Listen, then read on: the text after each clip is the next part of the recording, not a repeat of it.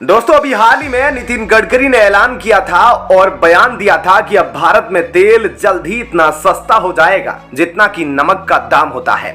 यानी कि 1 किलो नमक का दाम तकरीबन 15 से 20 रुपया होता है। उसी रेट में अब भारत में तेल मिलने लगेगा। जी हां, हम कच्चे तेल की बात कर रहे हैं, पेट्रोल, डीजल और नेचुरल गैस की। वे भारत में सस्ते हो जाएंगे क्योंकि भारत को मिल गया है वैसा तेल का कुआं जो लाखों लीटर तेल प्रतिदिन निकालेगा। यह सब कैसे होगा और भारत ने अपनी मशीनें भी वहां पर भेज दी है। ऐसे में क्या कुछ चल रहा है, अब आपको थोड़ा डिटेल में बताते हैं। दोस्तों हमें आपको यह खबर सुनाते हुए बहुत खुशी हो रही है कि भारत को जिन नेचुरल रिसोर्सेज के लिए रसिया, यूनाइटेड स्टेट्स और कई अरब देशों के मल्टीपल रूट्स फॉलो करने पड़ते थे, अब वही नेचुरल रिसोर्सेज भारत को लगभग फ्री में दिए जा रहे हैं क्योंकि भारत ने भी एक्टिवली काम किया और अपनी सभी ऑयल कंपनीज को इन्फॉर्म कर दिया जल्द से जल्द नेचुरल रिसोर्सेज के एक्सेस भारत में लाए जाएंगे। जी हां दोस्तों, यह खबर निकल कर आ रही है भारत के सबसे बड़े ऑयल सप्लायर कंट्री यानी कि इराक से, जहां इंटरनेशनल एनर्जी एजेंसी की रिपोर्ट के चलते इराक को यह डिसीजन लेना पड़ा और भारत के हाथ में अपनी गैस सप्लाई का एक बड़ा कॉन्ट्रैक्ट सौंपना पड़ रहा है। इसकी शुरुआत तब हुई जब रिपोर्ट निकलकर सामने आई थी कि जो भी ऑयल प्रोड्यूसर कंपनीज है, फिर चाहे वे यूनाइटेड स्टेट हो, सऊदी अरेबिया हो, Russia, China, Canada, Iraq, Iran, UAE, ये सभी देश ऑयल प्रोडक्शन में काफी बड़ी मात्रा में नेचुरल गैस प्रोड्यूस करते हैं। लेकिन इनमें से कुछ ही देश है जिनके पास प्रॉपर इंफ्रास्ट्रक्चर है उस निकाली गई नेचुरल गैस को स्टोर करने का, उन्हें लिक्विफाई करने का। बाकी सभी देश इसे पूरी तरह से जला देते हैं।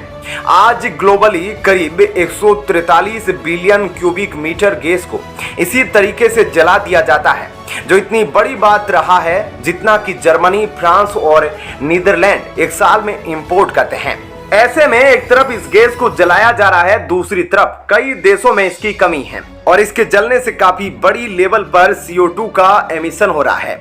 तो वहीं इराक ने इंटरनेशनली इस बात को अनाउंस कर दिया है कि अब वे पोल्यूशन नहीं क्रिएट करेंगे, लेकिन इंफ्रास्ट्रक्चर की कमी होने की वजह से आज भी उनको यह गैस जलानी पड़ रही है।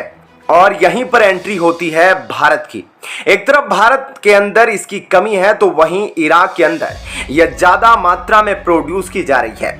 डाटा के अनुसार इराक के अंदर करीब 50 million standard cubic metre per day इस गैस को बर्न किया जाता है। वहीं इंडिया एक दिन में करीब 71 million standard cubic metre gas को इंपोर्ट करता है। और जैसे ही यह खबर निकलकर सामने आई, भारत की सभी ऑयल कंपनियां एक्टिव हो गई इस प्रोजेक्ट को अपने हाथ में लेने के लिए, जहां सबसे पहले निकलकर आई है ONGC। इसके अलावा पेट्रोनेट ने भी बातचीत करना शुरू कर दी है ताकि इराक के अंदर इस प्रॉपर इंफ्रास्ट्रक्चर को बिल्ड किया जा सके इस नेचुरल गैस को स्टोर करने के लिए। इसके अलावा इसे LNG में कन्वर्ट किया जा सके ताकि वहां से इसे इंडिया आसानी से लाया जा सके, क्योंकि इराक में इसे बंद किया जा रहा था, इसलिए इंडिया को यह काफी कम प्राइस में मिलने वाली है, इसलिए भारत के लिए लगभग फ्री होने वाली है।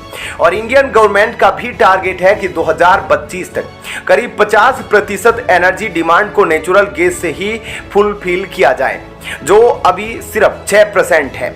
ऐसे में अब गैस की बड़ी कंपनियों की एंट्री इराक में होने वाली है, जिससे LNG की सप्लाई डायरेक्ट इराक से भारत में की जाएगी, जो कि भारत के लिए बेहद ही अच्छी खबर है। तो दोस्तों इस खबर के बारे में आपकी क्या राय है, हमें कमेंट करके जरूर बताएं। अब आपको बताते हैं ऐसी ही एक और बड़ी खबर। दोस्तों अब चीन की बड़ी बड़ी कंपनियों के साथ बहुत बड़ा खेल हो गया है, क्योंकि चीनी अर्थव्यवस्था का असर अब इन कंपनियों पर भी पड़ रहा है।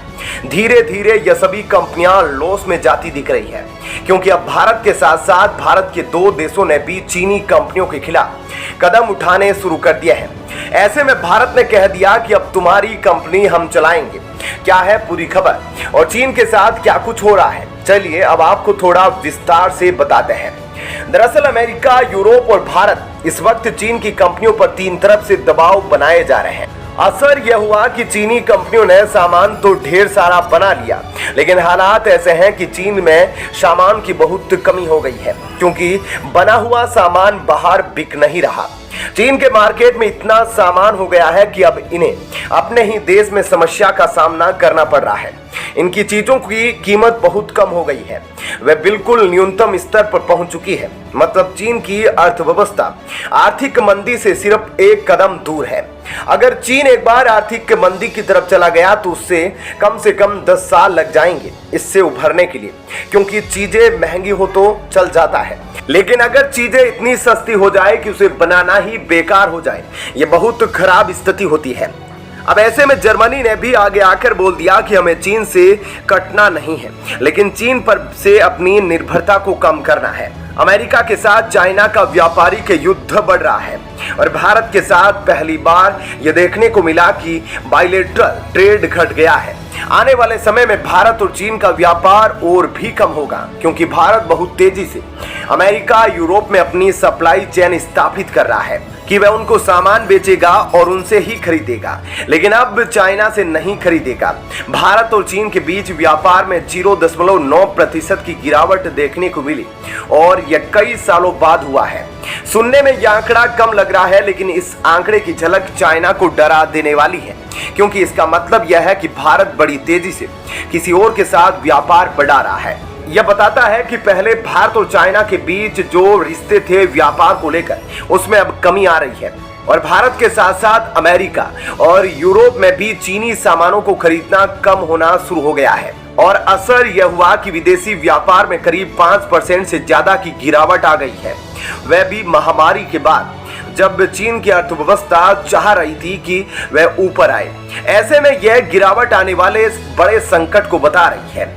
हाल ही में जब चीन के विदेश मंत्री वांग यी और जयशंकर की मुलाकात हुई थी, तब भी उन्होंने ऐसे जयशंकर से कहा था कि आप हमारी कंपनियों के साथ ऐसा मत कीजिए, आप हमारी कंपनियों के ऊपर अलग अलग तरीके से कार्रवाई कर रहे हो। चीनी कंपनियों पर सिर्फ भारत ही एक्शन नहीं ले रहा है, बल्कि भारत के जो सहयोगी देश हैं वह भी ले रहे हैं, जिस वजह से चीन का टेंशन बढ़ गया है, क्योंकि अब चीन के अंदर काम करने वाली अमेरिकी और यूरोपीय कंपनियां भी चीन से बाहर आ रही है। चाइना के लिए मुश्किलें बढ़ गई है और चाइना चाहता है कि किसी भी हाल में इसका सॉल्यूशन हो जाए, क्योंकि भारत चाहता है कि इससे पहले सीमा विवाद को हल कर लिया जाए। भारत ने चीनी कंपनियों पर अपनी कार्रवाई तेज कर दी है। ऐसे में चीनी कंपनियों के खिलाफ भारत के एक्शन लिए जाने के बाद चीन परेशान हो गया है। लग रहा है कि भारत जैसे जैसे सख्त होता जा रहा है, वैसे वैसे भारत को फायदा भी हो रहा है, क्योंकि चाइना अब घुटनों पर आ गया है। तो दोस्तों, ऐसे में इस खबर के बारे में आपकी क्या राय है, हमें कमेंट करके जरूर बताएं।